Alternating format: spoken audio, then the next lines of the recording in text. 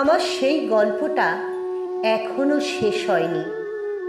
শোনো, পাহাড়টা আগেই বলেছি ভালোবেসেছিল মেঘকে, আর মেঘ কিভাবে শুকনো খটখটে পাহাড়টাকে বানিয়ে তুলেছিল ২৬ বছরের ছোকরা, সে তো আগেই শুনেছ।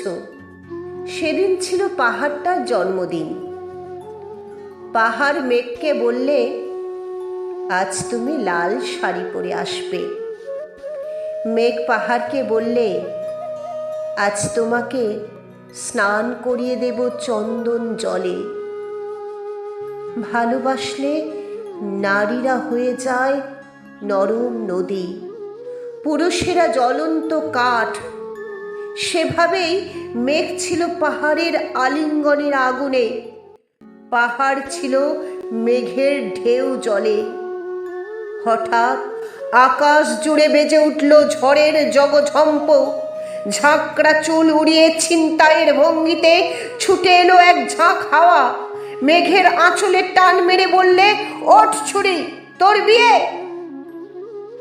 এখনো শেষ হয়নি গল্পটা।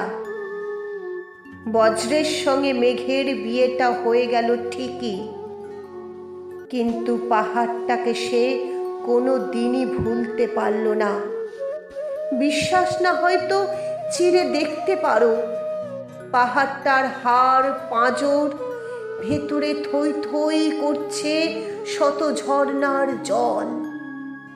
ভেতরে থই থই করছে শত ঝর্ণার জল।